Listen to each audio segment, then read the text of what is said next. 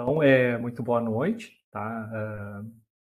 Meu nome é Takeyoshi, tá? Sou responsável pela disciplina. Queria já aproveitar e agradecer a Marissa mais uma vez, né, pelo apoio e pela participação nas atividades, tá? Eu sou professor da Escola de Administração, já desde 2011, né? Isso acho que é a nona edição dessa disciplina. A 10ª, na verdade, porque a gente teve uma Incompany, a CPRM, então Exato, a é a 10ª. é a 10ª edição, assim, é sempre importante reforçar isso aqui, porque ao longo dessas, cada edição, assim, eu, na realidade, reforço a importância e vamos dizer assim, a necessidade, né, de uma reflexão com relação ao planejamento, assim, e sabedores de que isso é fundamental dentro do campo da administração em geral, né, e a administração pública, a exigência é cada vez maior, né, então isso, sem sombra de dúvidas, é atrativo, né, e uma necessidade também para o curso. Tá?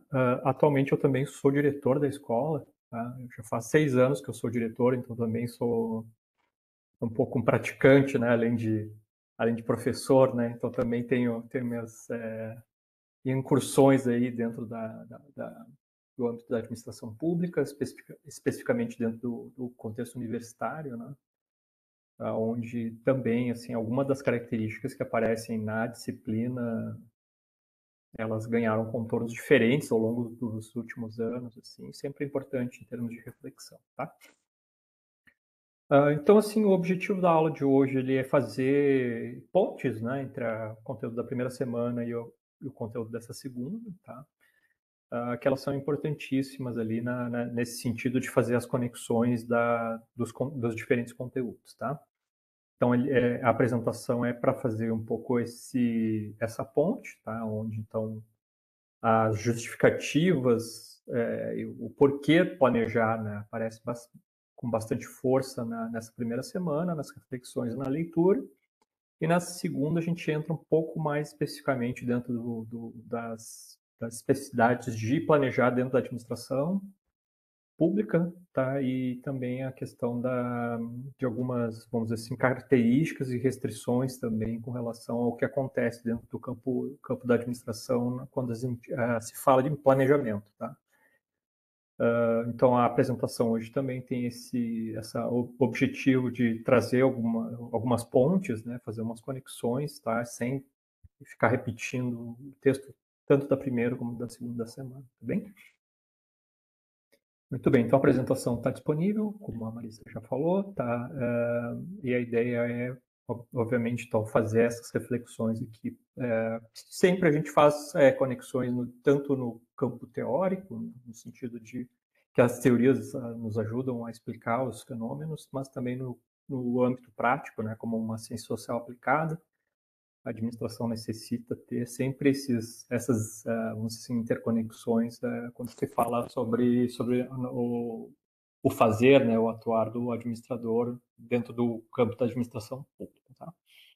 Eu vou iniciar o compartilhamento aqui da apresentação, tá? Enquanto isso.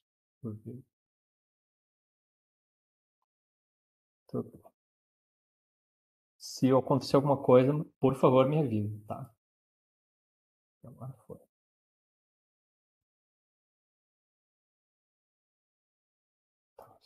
Só um pouquinho. Eu vou colocar o. Pronto. Agora vai. Muito bem. Tá, então, o roteiro da aula, tá, dessa exposição aqui tem 3 partes, né? Falar um pouquinho da etimologia, né? Lembrar de onde vem a ideia de planejamento, tá? Em termos construção lógica, né? Para depois, então, a gente entrar um pouquinho na discussão sobre planejamento e administração, que faz relação direta com os textos, tá? Para, no fim, então, fazer um fechamento, falando sobre potencialidades e limites do planejamento em administração. Tá? Muito bem, tá? A etimologia, né? Então, a centralidade do planejamento está no plano, nos planos, né? E o plano tem origem no latim do planos, né? Que vai Doutor, se referir. desculpa Oi? te interromper. Para a gente ainda não está passando. Agora sim, agora foi para o terceiro slide, mas ele também não está no modo apresentação. Tá estranho, estava na moda apresentação aqui, tá? Tá funcionando? Não, a gente ainda vê Não. pequenininho com as miniaturas. Tá bem. Não está funcionando, portanto. Deixa eu trocar então para o PDF de novo.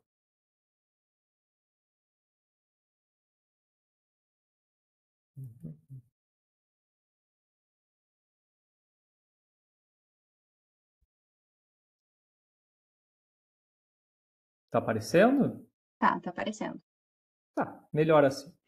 Tá. Ok. Então eu estava falando sobre o roteiro aqui, tá? E estou nessa parte da apresentação, tá? Quando então eu estava falando sobre a ideia de planos, né? Que é que se refere em latim, né? Com a ideia de nivelado, achatado, de superfície plana, né? Claro que se a gente vai no dicionário, tá? A ideia de, obviamente, plano no sentido de superfície plana, de algo com achatado, né, aparece. Só que também a gente tem as alusões mais contemporâneas que vão ter conexões com a ideia de planejamento, né, que é ou ter um esboço, um projeto de construção, que é no sentido de plano de construção, traçado ou planta de uma cidade, tá? E também a ideia de conjunto de operações programadas, na ideia de plano no sentido de ter uma programação, ter uma linha de ação. Né? E planificação, né, que é um termo até em desuso, né, em comparação a planejamento, né, mas antigamente se falava muito em planificação, assim como em espanhol se fala planificação, né, e planeamento também são termos que são usados com alguma frequência. Né. Que a alusão é o ato ou efeito de planificar, né, que tem na acepção a ideia de planejamento. Tá? Mas, bom, aí de novo, assim, o que essa ideia de plano do achatado tem a ver com planejamento na concepção que nós temos hoje? Né? Que é a pergunta assim, que faz com que vamos dizer assim, esse início da apresentação faça algum sentido. Por que eu faço, por que se construiu ao longo do tempo essas alusões entre uma superfície plana e a ideia de passado, presente e futuro, né? A ideia de planejamento como a gente conhece. Tá?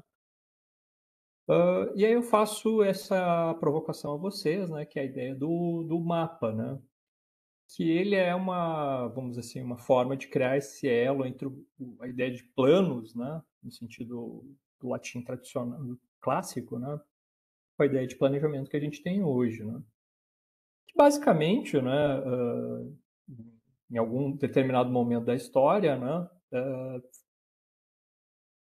planificar, nivelar, achatar, na realidade é uma tentativa de simplificar a realidade em algo que seja mais palatável e mais fácil de se observar e conseguir conceber as ações. Né? Então, na realidade, tem a realidade como o relevo, a fauna, a flora, enfim, a vegetação, os percursos geográficos, e tu tenta fazer vamos dizer assim, um mapa, né? Vamos dizer assim, que é, na realidade, uma forma de tentar simplificar a realidade para tu conseguir traçar formas de conseguir conceber ou entender a realidade, conseguir mobilizar ações, né? E aqui, assim, só agora um momento assim cultural, né, assim, para a gente lembrar aqui um pouquinho que essas questões têm história, né? Então, assim, tipo, isso aqui é, por exemplo, um achado arqueológico, né? Uma presa de mamute, né? Onde então haveria então a representação de rios e vales, tá? Que então seria uma forma de vamos dizer assim, representar, vamos dizer assim, um mapeamento do local que serviria como um registro, né, de como seria, então, o entorno em um determinado espaço geográfico. Isso aqui, se eu não me engano, é na Europa, tá? Aqui tem um mapa babilônico, mapa mundi chama, né, babilônico, tá? Até essa semana teve uma notícia, vamos dizer assim, surpreendente, que isso aqui também, segundo alguns estudiosos ainda, também teria uma possível, seria também um possível mapa para a localização do que seria a Arca de Noé babilônica, né, da versão babilônica da história de Noé.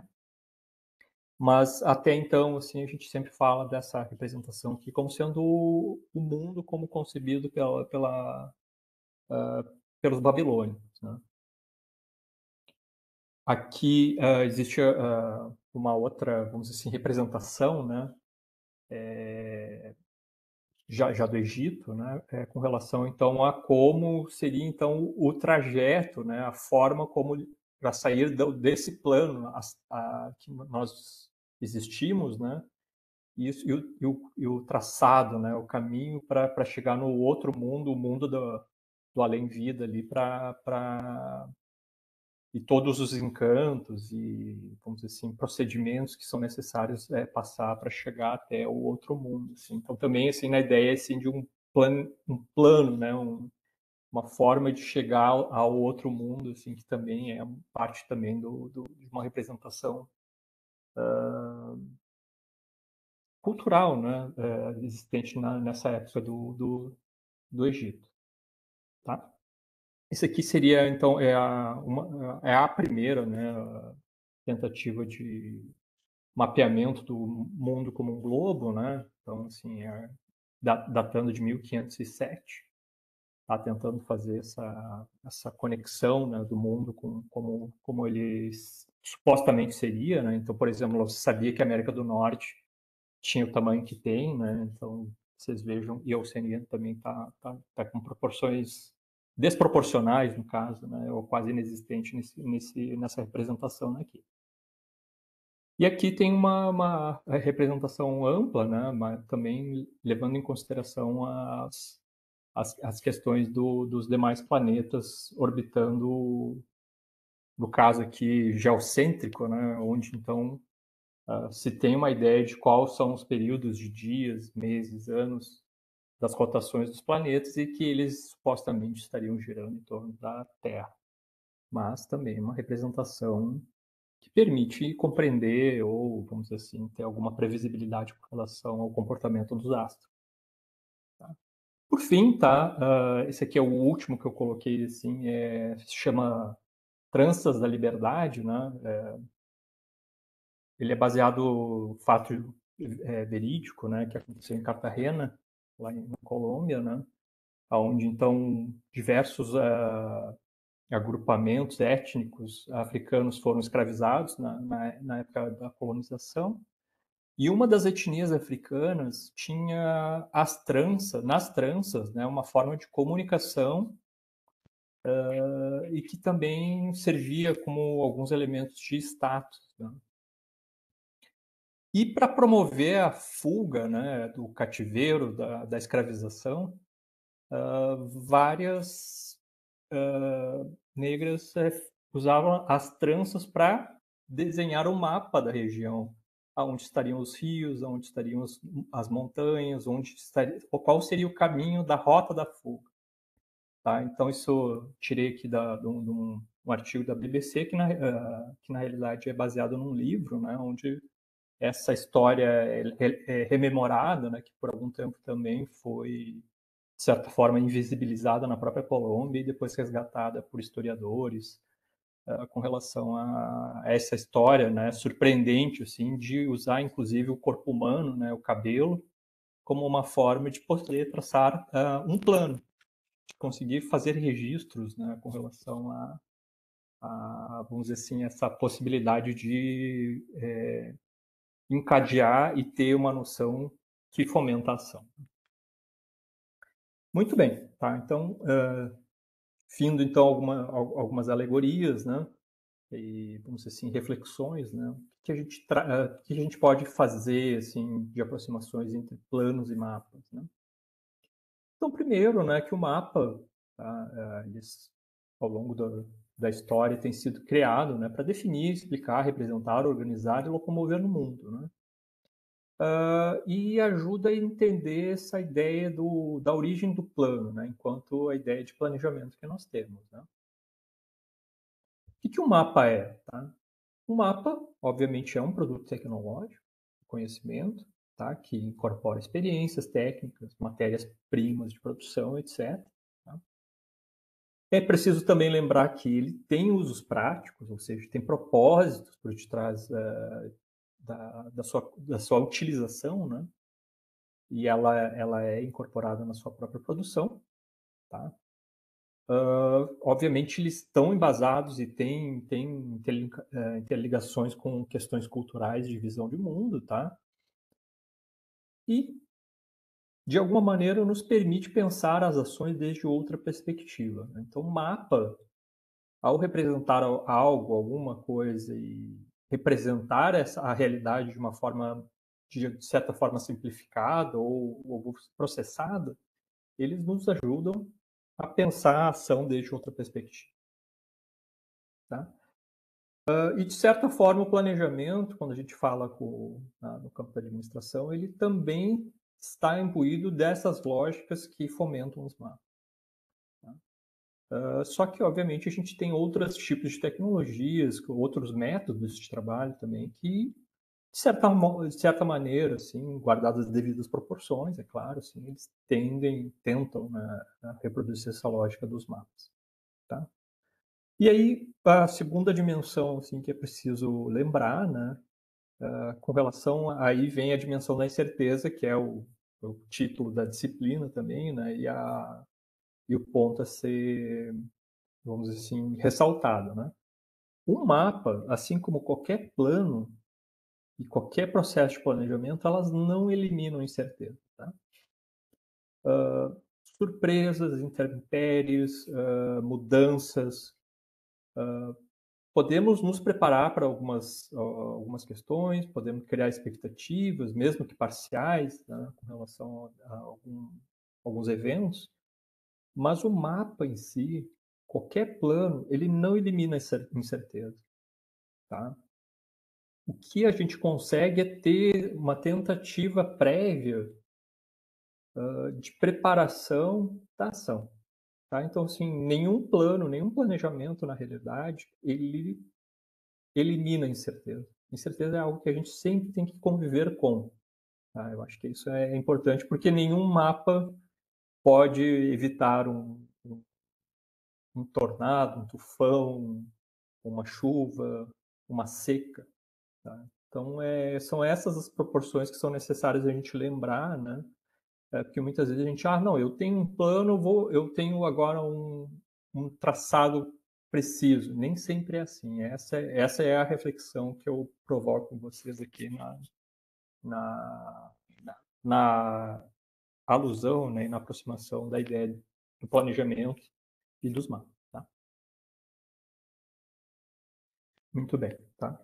E aí, isso está obviamente relacionado então com as leituras da semana, também estão relacionados por que planejar, né? Então, o texto do Carlos Matos, ele é muito interessante no sentido de explicar, né, as motivações e por que a gente busca fazer o planejamento, né? E as leituras da semana também vão trazer um pouco dessa realidade organizacional, né? Como o planejamento funciona na ideia contemporânea, né, do mundo organizacional, que também, obviamente, adentra a administração pública. Tá? Tanto o Castor e Suga quanto o próprio Harry Mintzberg, tá, que é um autor que eu trabalho bastante também, tá, eles vão ressaltar tanto a importância do planejamento como algumas dos exageros e de alguns, vamos dizer assim, potenciais problemas, né, que podem acontecer quando a ideia de planejamento entra na administração com um viés muito específico. Tá? E o viés muito específico que eles mencionam, tá, de diferentes formas, tá, é quando o planejamento se aproxima muito da ideia de programação, tá. Então, assim, os textos vão versar um pouco sobre isso de diferentes maneiras, tá. E eles estão preocupados principalmente com a exacerbação, tá? Não é que não deva ter, mas aspectos formais, técnicos e as especializações de tarefas, elas acabam tendo um predomínio tão forte que a gente esquece por que a gente está fazendo o planejamento. E a gente muitas vezes quer saber o como, né, que é uma preocupação legítima, mas muitas vezes sem pensar ou sem refletir, ou mesmo tendo, vamos dizer assim, uma crítica com relação a por que a gente está fazendo aquilo. Aquele método serve para quê, né? E a dificuldade que se sobressai por causa disso, né, acaba sendo a dificuldade de conseguir, tá, associar planejamento e ação. Tá? Então, assim, essas são algumas das reflexões que são provocadas, né, com relação à parte da literatura dominante, né, dentro da área de administração, e essas são as reflexões que eu convido vocês a fazerem assim, durante a semana para avançar, né, nessa reflexão assim de por que a gente planeja, né? Fazendo essa conexão com as primeiras leituras baseadas no Carlos Matos. Tá?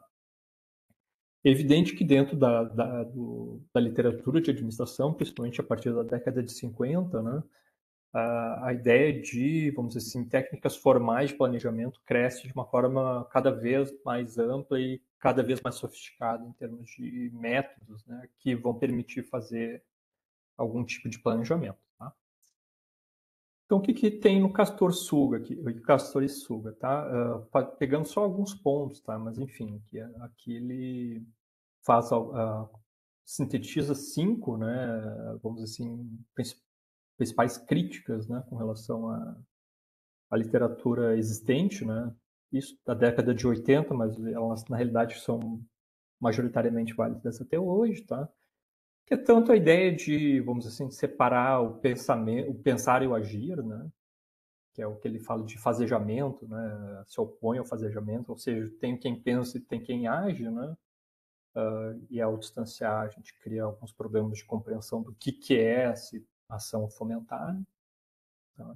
Também critica a ideia, assim, de muitas vezes que esse planejamento parece ser uma tarefa de pessoas que sabem termos e, vamos dizer, jargões, né? Como ele coloca, assim, que vão se aproximar até que ele chama de jogo de intelectuais, né? Que na realidade tu está mais fazendo vamos dizer, um jogo, quase um jogo de cena, né? Com relação ao que seria o planejamento, o exercício do planejar, né?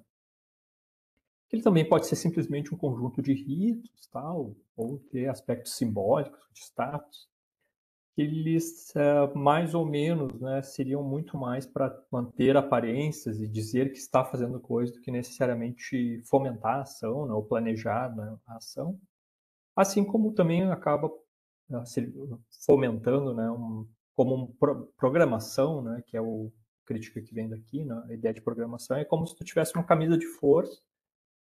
Em um determinado momento tu definiu o que deveria ser feito, no segundo tu tem que fazer, mesmo que ele não faça o menor sentido.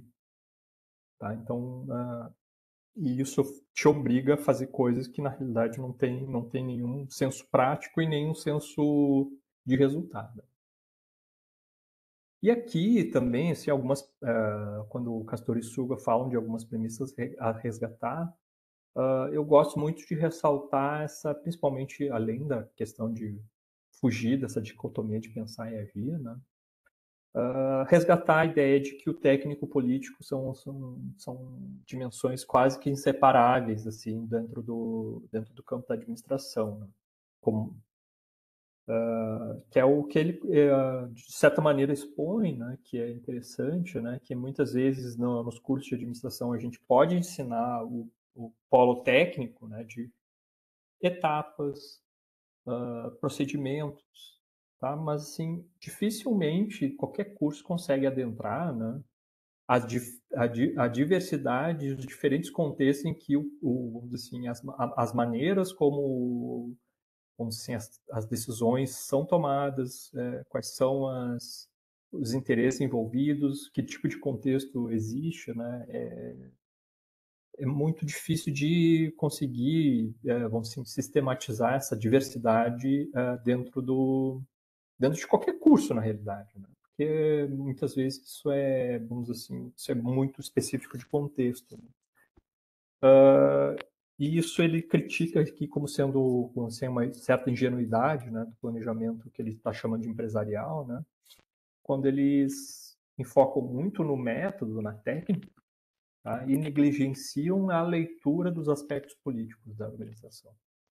Tá? E isso é, então, vamos dizer assim, seria o combustível, né, a dificuldade maior de que a pessoa que não consegue enxergar essa dimensão política entrelaçada com o aspecto do planejamento vai ter e vai enfrentar em qualquer contexto que for planejar. Tá? Potencialmente ele pode ser um problema. Tá, isso aí para dar uma pincelada ali no Castoriçuga, tá? E o outro que eu gosto sempre de falar, então, é o Harry Mintzberg, tá? Que ele fez na década de 80, tá? Mas publicou esse livro na década de 90, tá? Que ele chamou a Ascensão e Queda do Planejamento Estratégico, tá? Todo mundo já ouviu falar, de alguma maneira, mais ou menos, né, sobre a ideia de planejamento estratégico, tá? E ao longo do tempo, planejamento estratégico foi dado como sendo o diferencial, a princípio, da Shell, né, que seria uma das empresas precursoras, né, da ideia de planejamento estratégico, e não só de planejamento, né, ele é um planejamento estratégico. E ele, ao longo do final da 50, né, a partir de 60, 70, virou assim do tipo alguma coisa que todo mundo tem que ter, caso contrário, não tem, seria realmente um requisito necessário para sucesso, né, dentro das empresas, tá? E nesse livro ele tenta fazer essa análise, né, da ascensão e queda do planejamento estratégico, da forma como é concebida na literatura, assim, majoritariamente, tá? Dentro da área de administração, pelo menos assim dentro desse escopo da época, tá? Uma das restrições, tá, que ele vai falar de certa maneira, assim, tá? Quem estudou administração lembra do Taylor, né? Frederick Winslow Taylor, né? Que ele fala, bom, existe uma maneira de dividir o trabalho, a melhor maneira de dividir o trabalho e fazer e executar a ação, tá? De certa forma, vamos dizer assim, a reflexão aqui do Mintzberg era algo parecido, tá? É como se o planejamento estratégico fosse o único e o melhor caminho para se ganhar competitividade. E isso seria feito por analistas especializados dentro de um processo hiperformalizado, né? E iria resultar num documento, né, chamado planejamento estratégico dentro de procedimentos adotados, tá? E bem, ao longo dos anos isso foi ganhando corpo até um momento que isso realmente por muitos considerado como um item obrigatório, né? Então, na administração pública, por exemplo, quando a gente fala em universidades também, isso se tornou, via PDI, por exemplo, né, que é Plano de Desenvolvimento Institucional, a ideia de planejamento estratégico, de uma certa maneira, também está enraizada, por exemplo, dentro das universidades e institutos federais no Brasil também, por exemplo. Tá? Então, para verem que essas coisas têm história e têm lastro. Né? E aí a ideia de elaborar um planejamento estratégico se tornou uma forma padronizada, né, de elaborar planos. Tá? Só que muitas vezes, dada a existência de formas padronizadas, muitas vezes o plano em si vira, em vez de ser um meio, que é o plano é para gerar ação e obter resultados, o plano teria se tornado o fim em si mesmo e ter um planejamento estratégico sofisticado, bem elaborado, etc. Tal, seria, vamos dizer assim, o fim em si mesmo. E aí tu tem foco tanto no documento quanto no procedimento formal em si, né? Só que, né, obviamente, isso de alguma maneira foca nessa ideia de formalização, né? E a reflexão do Mintzberg, tá, é que a formalização tem seus limites de acordo, particularmente dependendo do contexto, tá? Porque em vez de apoiar, né, vamos dizer, fomentar o pensamento e, vamos assim, gerar, né, resultados positivos, muitas vezes pode começar a refletir na ideia de um controle intrusivo a ponto de mandar e obrigar e ter essa ideia da camisa de força, né?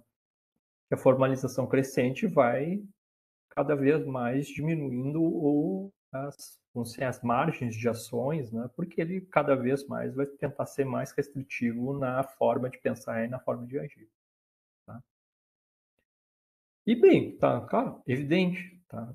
A gente está numa disciplina de planejamento, obviamente que o ato de planejar é absolutamente necessário e se deve ter essa ideia de futuro em conta, tá?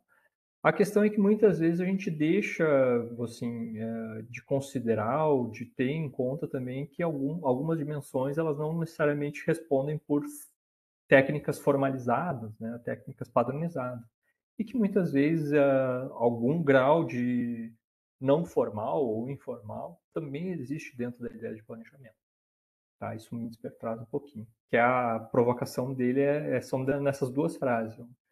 Uma organização pode planejar, seria considerar o seu futuro, sem se engajar em planejamento, que pode parecer um contrassenso, né? Mas na ideia de procedimento formal.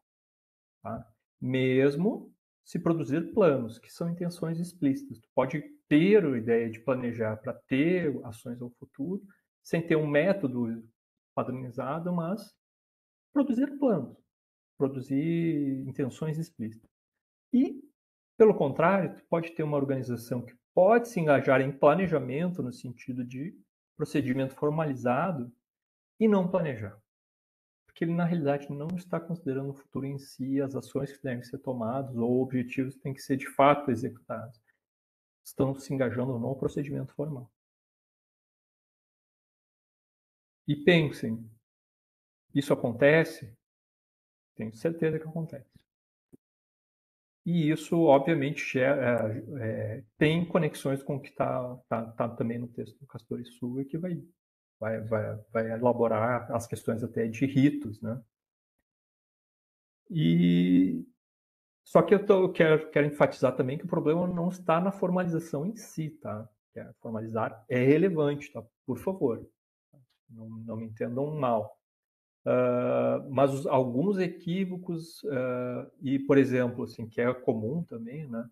Querer falar sobre métodos antes de entender o que está acontecendo ou quais são as necessidades pode também ser uma das formas que a gente acabe, vamos assim, trabalhando com formas equivocadas de entender o planejamento e para que servem determinadas ferramentas. Tá? Então, assim, o Mintzberg provoca também, assim, dizendo, bom, minha administração não tem fórmula pronta nenhuma para fazer coisa alguma. Tá? Então, a flexibilidade, de acordo com cada contexto, elas têm que ser consideradas. Os planejadores não são detentores de um saber assim distante, né? Na realidade, eles devem ser pessoas que encorajam o pensamento e que fazem com que as pessoas tentem, de formas criativas, inclusive, né, pensar o futuro, tá? E jamais esquecer que o aprendizado, né, que muitas vezes trabalha numa dimensão informal, né, ela pode nos ajudar a entender de forma diferente, com perspectivas diferentes, com combinações de ações diferentes, o como atingir determinados objetivos e como traçar estratégias, né, que vão gerar os resultados necessários de uma organização. Tá? Que aí vem para o fechamento, tá? Então, assim, comecei lá com a etimologia, tá? Passei ali pelos textos assim de forma, vamos assim, ampla, né, para trazer algumas, vamos assim, observações e apontamentos com relação a potencialidades e limites, né, da ideia da administração, né, da planejamento na área de administração, tá? E eu fecho aqui com alguns indicativos assim, importantes para a gente conceber a ideia de planejamento. Tá? Aí eu volto para o Matos. Tá? Por que, de novo, por que planejar é importante? Porque planejar é evitar o predomínio da improvisação. No MINSPER a gente tem ali a questão do aprendizado. Tá? O aprendizado muitas vezes ocorre muito bem porque já existem ações intencionais, né? A gente está pensando no que fazer antes da ação.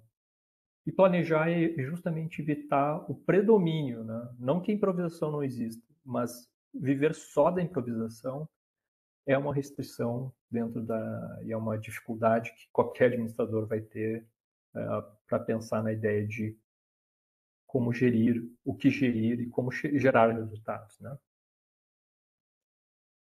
Então, o planejamento tem o seu espaço dentro da administração, dentro do mundo das organizações, justamente por causa disso. Tá?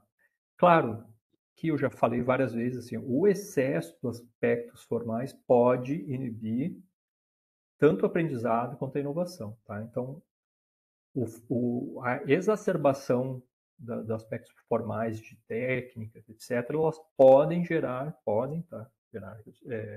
resultados que não condizem com o que está se almejando. Tá? E tá, reforçar a vocês que há planejamento, sim, dentro e fora, né, dos aparatos das técnicas mais conhecidas, que fazem parte também e são relevantes para a condução de qualquer organização. Tá? Obviamente, formalizar é importante, né, para fixar direção, né, mas que processos informais de gestão, além de serem números, eles podem fazer parte, né, da dinâmica viva, né, cotidiana da organizações e justamente fomentar esse pensamento que está entrelaçado com a ação. Tá? Que eu acho que essa é uma demanda sempre muito importante para nós administradores também. Tá? Reforçar aquela ideia que eu vim trabalhando com vocês desde a ideia do plano, dos mapas, né? Lembrar que o planejamento envolve elementos tecnológicos e culturais, né? Que obviamente a ideia de planejamento estratégico não vem do nada, ele tem uma dimensão cultural, tá? Envolvida. E que sim, planejamento é um processo intelectual, tá? No sentido de que não só é um conhecimento, tá? Mas também tem métodos e tem técnicas que podem auxiliar no desenvolvimento assim, de traçar rotas, né? Mas porque também o plano e o planejamento, ele, de alguma maneira ou de outra, ela vai estar relacionado com a interpretação da realidade. A gente tem que se debruçar no que é o problema, a gente tem que definir isso, esse definir é um processo intelectual. O que é a realidade, por que isso é importante, para onde nós queremos ir, né? Está também e que acaba envolvendo então o processo político, né? Que essa dimensão política ela não é apartada da técnica, muito pelo contrário, a técnica está entrelaçada com a ideia do político e esboçar os objetivos é para qualquer organização um processo eminentemente político também. Tá? E de novo, né, lembrando Matos, né, que essa eu acho que é uma definição muito importante que eu gosto de trazer do Matos, né? Um plano só se completa na ação, nunca antes. Então, o plano, ele não é relevante pelo plano em si. Ele é importante, qualquer plano, né? Como uma leitura da realidade, como estabelecimento de objetivos ou formas de agir, ele só se completa na ação, nunca antes. Então, o plano só tem assim, a sua consecução mesmo quando ele fomenta a ação. Tá? E isso é o que a gente tem que lembrar sempre quando a gente está elaborando, ou pensando, ou fazendo o ato de planejar. Eu acho que isso é de extrema importância. Tá? E por fim, né, considerando que a incerteza é, vamos dizer assim, um elemento constituinte, tá, e inevitável do mundo que a gente vive, tá, a gente tem que lembrar sempre que o planejamento deve estar aberto ajustes, a mudanças, né? Porque as surpresas e o desconhecido fazem parte da realidade. Tá? Então, por mais que a gente tente o máximo possível se debruçar e tentar delimitar de forma precisa e pormenorizada as ações, ela sempre é sempre uma dimensão, dada a incerteza, né? Ela é sempre uma questão que deve ser pensada. Tá? Isso fecha as reflexões de apontamentos que eu tinha para fazer, né? Para também lembrar para vocês um pouco assim do exercício, né, da semana, tá? Que é a ideia de, bom, vocês sabem que condições vocês planejam? Então, assim, a reflexão de quais condições, como planeja, que tipo de planos e planejamentos e processos estão envolvidos, são reflexões importantes dentro da ideia do desenho dessa disciplina, tá? No curso. Então, fomentar essa reflexão de quais as condições que se planeja faz parte, então, do exercício da semana, tá? Fechei a apresentação aqui, tá? Muito bem. Tá? Então, vocês têm a apresentação, vocês podem revisar a todo tempo, tá? E aqui, assim, agora eu abro, assim, para interação, né? Para, enfim, vocês apresentarem, tirar dúvidas e perguntar, interagir, né? Que eu acho que é importante aí para a elaboração da disciplina, tá bem? É isso.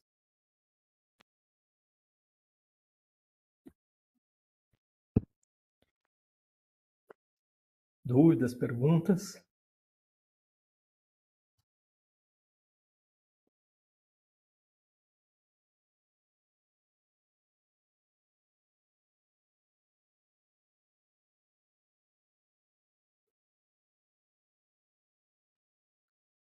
Por favor. Oi, boa noite. Boa noite. Meu nome é Angélica, eu sou daqui da URGS, eu sou da URGS mesmo, né? Sim. Trabalho na gestão de pessoas do ICBS, do Instituto de Ciências Básicas da Saúde. E, na verdade, Uhum. a minha curiosidade Tá. assim, porque aqui tentada para perguntar como que é trabalhar com planejamento na unidade, na unidade acadêmica, sendo administrador, sabe? Essa foi a minha que aqui ele traz os textos trazem bastante, os textos trazem reflexão mesmo, né? Uhum. Ele reforça o tempo todo assim, que não existe um jeito certo de, não existe jeito certo de fazer, a formalização é importante, mas não só. É preciso Uhum. experiência, é preciso aprender com o processo, né? A estratégia vem do aprendizado, tem, né, diversas, digamos assim, diversas teses, né? Nos textos, mas o problema é que na administração pública em geral a gente sofre um certo engessamento de diversas coisas, né? Tem a questão do orçamento, a questão da contratação de pessoal, né? Praticamente não se consegue dispor de uma série de coisas que na iniciativa privada, por exemplo, é completamente diferente, né? Assim, a, uma empresa, que é, eu acho que um pouco assim o universo que os textos trazem de uma maneira geral, assim, exceto aquele primeiro lá do que está no caderno da ENAP, Sim. que ele abre um pouco, abre um pouco mais, assim. Mas a gente tem uma série de limitações, né? Uma série de, digamos assim, de engessantes, assim, para né? A gente não tem muita margem para muita, digamos assim, para muita inovação estratégica. Né? E aí por isso que eu fiquei tentada assim, em perguntar, ué, como é que é sendo administrador planejar na unidade acadêmica? Assim? Tá, vou tentar, tá? Não é simples, tá? Primeiro, né, lembrar, assim, que realmente, tá? o processo de engessamento que tu está falando, na realidade, assim, de definição de procedimentos e, enfim, regramentos e normativas que pautam a administração pública, eles realmente estão cada vez mais rigorosos e cada vez gerando, assim, como assim, dificuldades, né? Vou colocar nesse sentido, assim, porque para mim o último grande exemplo disso é o processo de compras, né, de aquisições, tá? Que foi a última margem de liberdade, assim, que os gestores das unidades da URGS, por exemplo, tinham, assim, que realmente ficou bem mais restrito. Estava falando ali na apresentação da ideia de programar, mas assim, hoje, dentro da administração pública brasileira, no processo de compras, nós temos que ser hiper formais, vamos assim, programados. Então eu tenho que saber que vai quebrar ou tenho que fazer uma manutenção preventiva um ano antes, para ter uma ata para eu poder usar.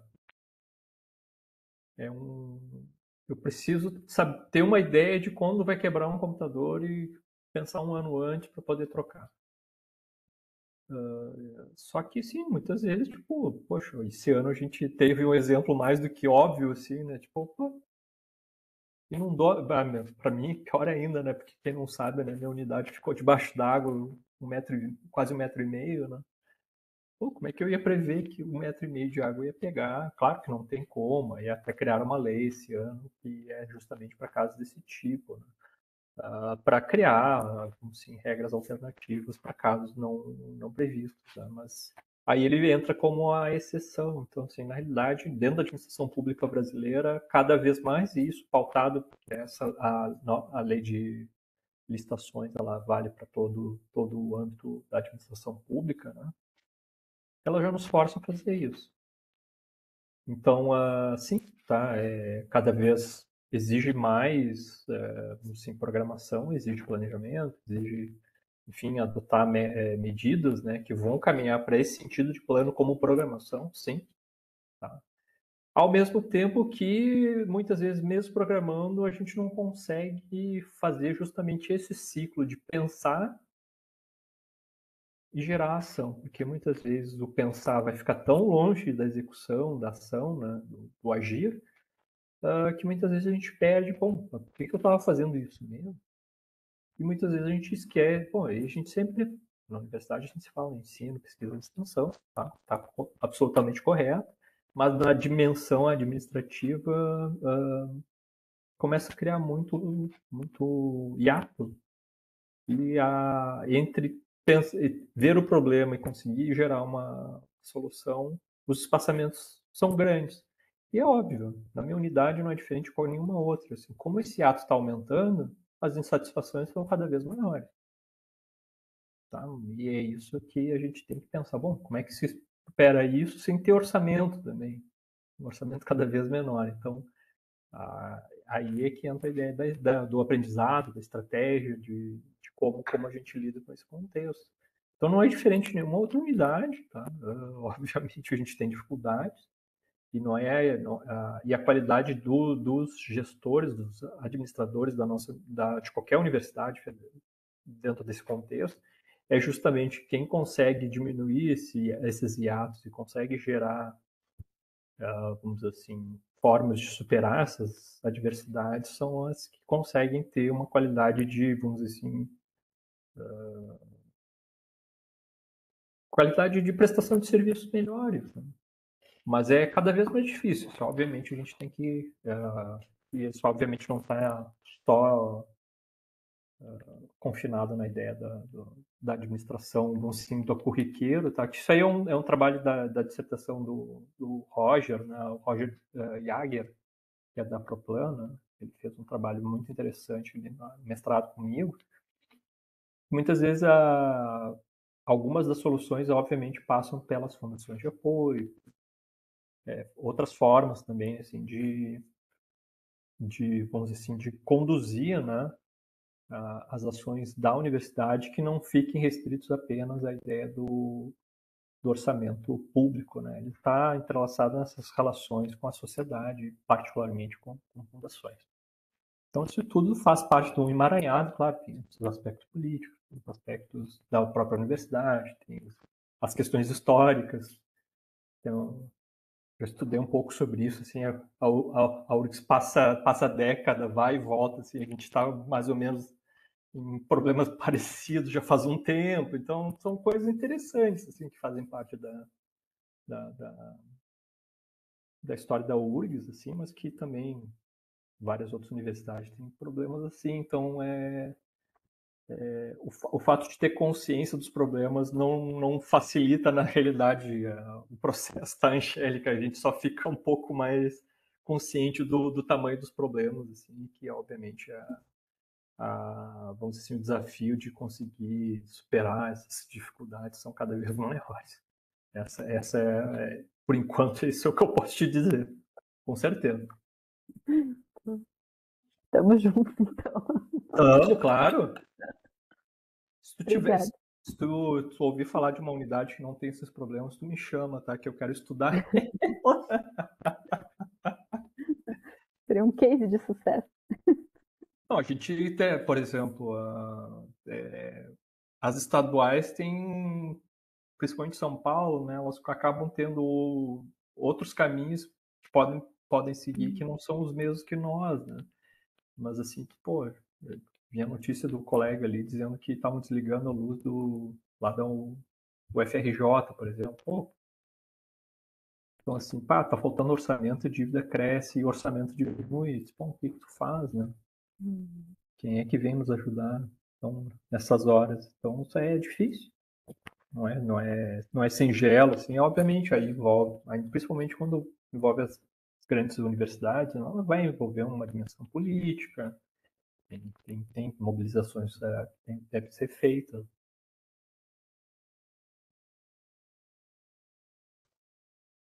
Certo, obrigada. Só que aí, de novo, tá? Obviamente a gente é compelido a programar, né, na administração pública cada vez mais, tá? Principalmente compras, né? Mas planejamento do ano e tal. Como é que eu lido? Eu entendo isso. Só que eu não posso abrir mão poxa, como é que eu ajusto?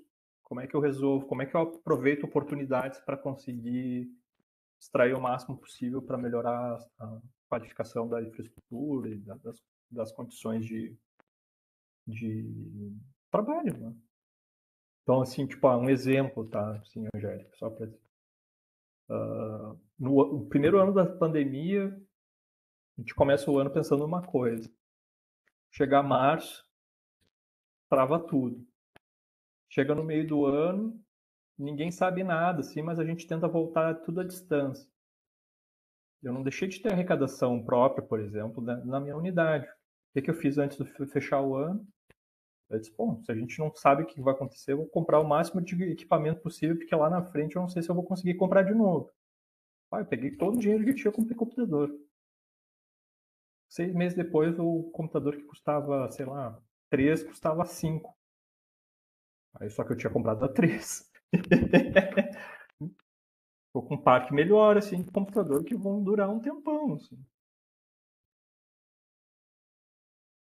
Mas, tipo, não gastei com viagem, não gastei com passagem, mas qualifiquei o parque tecnológico, digamos assim. Só que eu tive que ajustar, então, assim, essas coisas, assim, é que eu falo, assim, que muitas vezes a gente tem que ter essa capacidade de entender que planejamento é um processo, etc., mas que muitas vezes os planos podem ser, de alguma maneira, abandonados em certa parte, pensando nas condicionantes. Então, assim, isso pode parecer anedotal, né? Mas, poxa, é uma condição muito específica. Quando é que isso vai acontecer de novo? Espero que nunca. Tá? Mas aconteceu. Sei lá, eu comprei um monte de computador mesmo, assim, não foi pouco, não. Foi mais de 100, acho que estão 100 mil em computador. Hoje eu sonho, né? Ter 100 mil para comprar computador, não tem condição nenhuma. Mas foi a arrecadação do ano inteiro, assim, tipo, não vou deixar parado, né?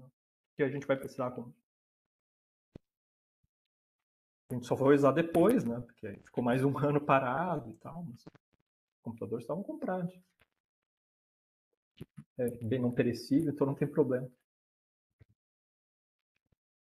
Mas é só um exemplo, tá? Mas, claro, assim, objetivos vêm e vão e tal.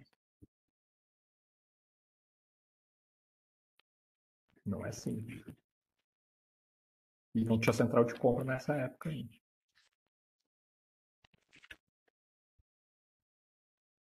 É importante, assim, porque também, assim, pode ter alguém da central de compra aqui, da Proplan e tal.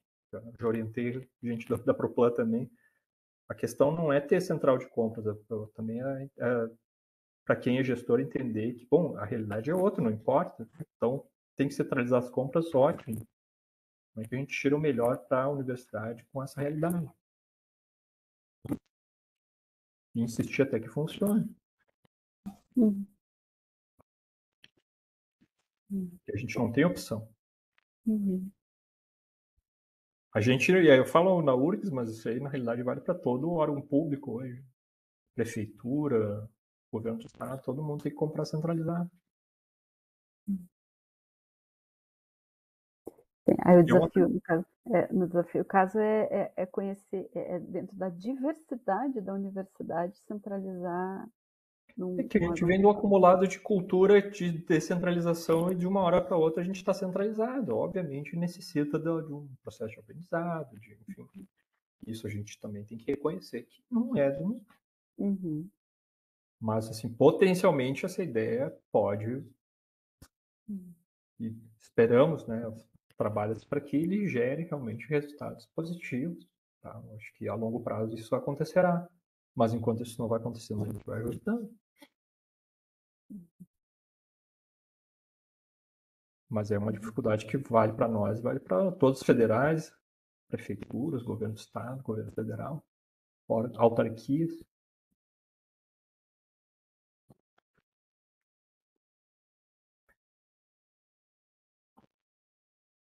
Dúvidas, perguntas, vamos lá. Dilemas existenciais aí na administração pública.